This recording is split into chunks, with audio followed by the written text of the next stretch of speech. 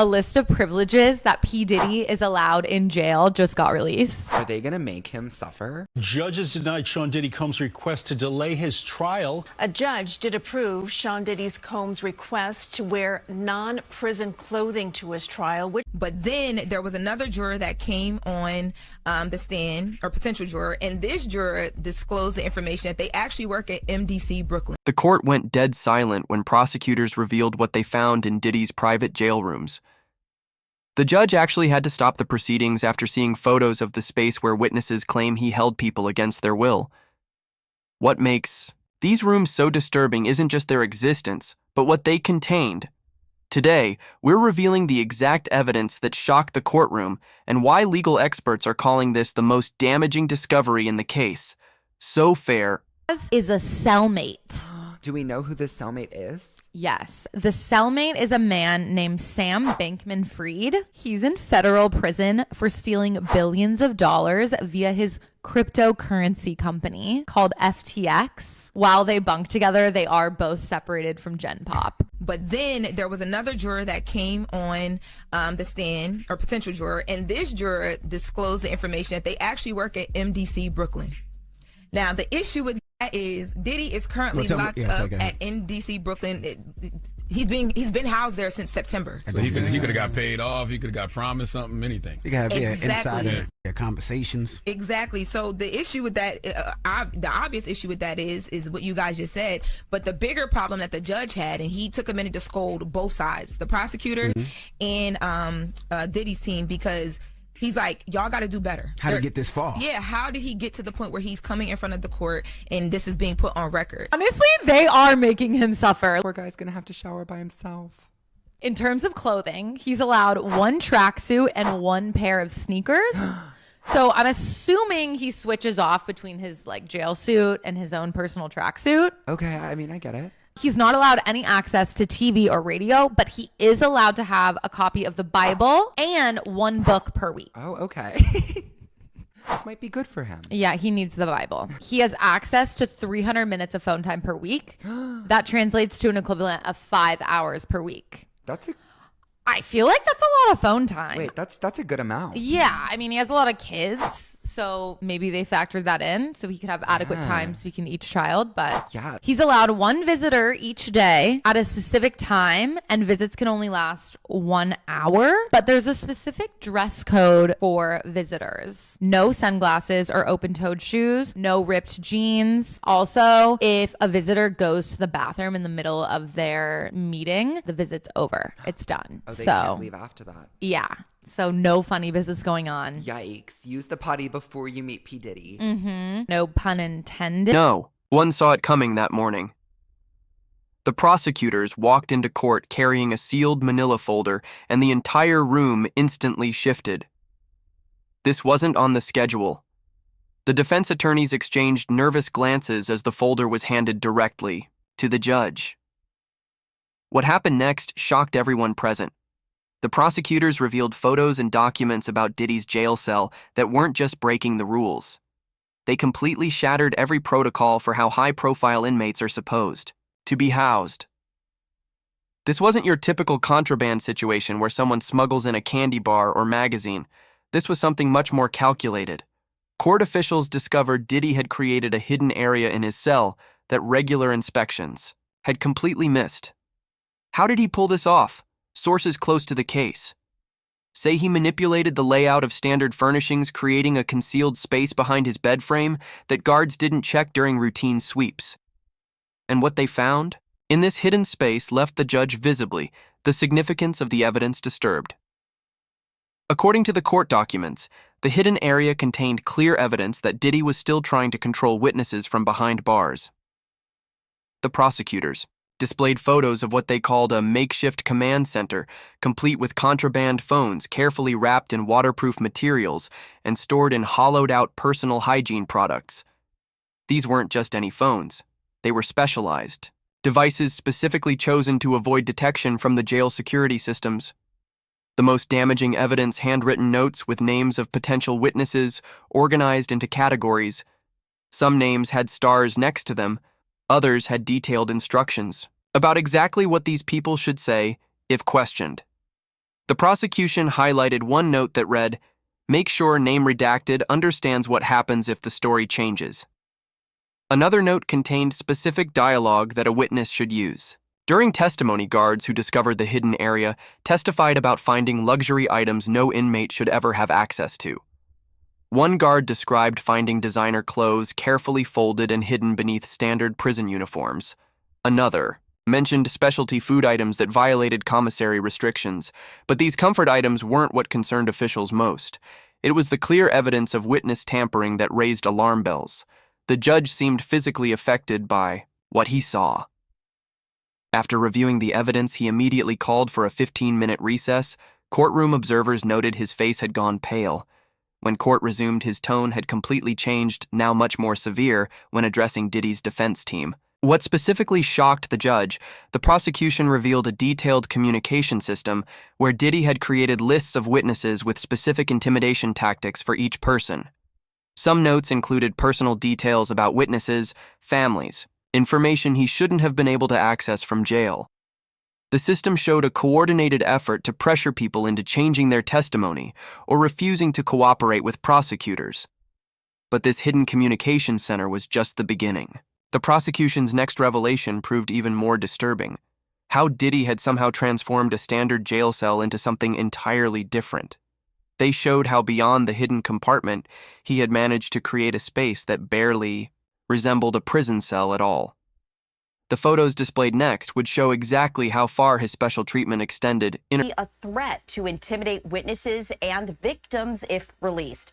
The 17-page indictment against Combs accuses him of using employees of his business endeavors, including record labels, a recording studio, an apparel line, an alcoholic spirits company, a marketing agency, a media company, and television network to facilitate his crimes through acts that included kidnapping, arson, and bribery. If convicted on all charges, which include racketeering conspiracy, sex trafficking, and transporting people across state lines to engage in prostitution, Combs faces a possible sentence of decades in prison. Sean Diddy Combs entered the courtroom in tan prison clothing and hugged an attorney. His mother and one of his sons were there, as well as a man wearing a Free Puff shirt. The judge denied the defense's motion to delay the trial by 2 months. The defense also wanted what the judge called an entire universe of documents related to one of the alleged victims who used to work for Combs. At a hearing Monday, the defense accused prosecutors of cherry-picking emails and chats related to this person, and the defense wanted all of their emails. The government said it didn't have access to all of this person's work emails, likely 200,000 of them. The judge denied the defense's request and told them they needed to point to specific items they believed weren't turned over. The judge also ruled one of the alleged victims will have to turn over drafts of their memoir, but they won't have to turn over financial documents the defense also requested. Person questioning of prospective jurors began earlier this morning. The judge overseeing this case plans on bringing in at least 50 prospective jurors every day until a jury of 12 people and 6 alternates is formed. Even though dozens of men and women have filed civil lawsuits against Sean Diddy Combs, this criminal trial is focused on the accusation. Hidden communication system wasn't even the most shocking part. When guards conducted that surprise inspection of Diddy's cell, they literally couldn't believe what they were seeing. Most inmates get a metal bed, a small desk, and basic necessities. But Diddy, he was living in what one guard described as a 5-star accommodation. The prosecution showed photos of his cell that left people in the courtroom gasping, while regular inmates sleep on thin mattresses. Diddy had somehow acquired a memory foam bedding setup with Egyptian cotton sheets, not the standard issue, scratchy blankets. We're talking luxury bedding that costs more than what most prison staff make in a week. He had managed to create a space that looked nothing like a prison cell. Court documents revealed he had designer clothing hidden throughout the cell. Not just 1 or 2 items, an entire wardrobe of high-end clothes folded neatly in spaces that had been modified to serve as closets. Guards found Balenciaga slippers, custom silk pajamas, and even tailored outfits that matched his court appearances. One guard testified that Diddy never wore the standard prison uniform when in his private cell. The luxury didn't stop at clothing. His cell contained high-end toiletries that violated every facility regulation. We're talking specialized skincare products, designer cologne, and personal grooming items that cost hundreds of dollars per bottle. While other inmates use basic soap provided by the facility, Diddy maintained his celebrity skincare routine without interruption. The food situation was equally shocking. The guards discovered a stash of specialty foods hidden throughout the cell, premium snacks, protein bars, and even prepared meals that had somehow been smuggled past security. One guard testified finding fresh fruit and specialty coffee that isn't available to any other inmate. The cell had essentially become a personal suite with amenities that violated dozens of prison regulations. What really disturbed prison officials wasn't just what they found, it was how these items got there in the first place. The prosecution revealed that at least 7 prison staff members are now under investigation for accepting bribes. Security footage showed guards carrying packages directly to Diddy's cell without inspection. Other employees falsified inventory records to hide the contraband. The money trail was even more shocking. Financial records presented in court showed payments totaling over $50 to various prison employees. These payments were disguised as consulting fees or personal loans, but coincided perfectly with deliveries of prohibited items. One guard allegedly received $5,000 just for allowing a designer mattress to be brought into the facility after hours. This wasn't just a few small items slipping through. This was an elaborate bribery network that transformed a standard jail cell into something resembling a luxury hotel suite. The prosecution showed how Diddy had systematically corrupted multiple prison staff members, creating a network of people who would break rules for the right price. But the luxury items, as shocking as they were, turned out to be just the beginning. When investigators started examining Diddy's possessions more carefully, they discovered something far more troubling hidden among his designer clothes and specialty foods.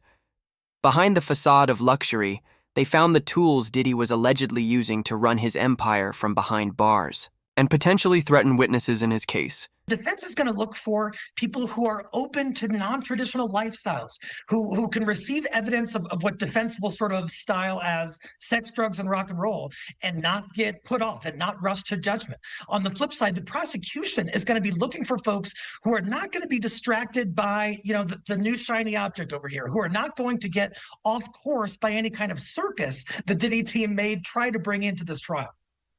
So, this has garnered much media attention. How does that factor in when it comes to selecting a jury? Because no doubt most people have heard of what is going on. Totally. So it presents a significant problem. Here's the thing.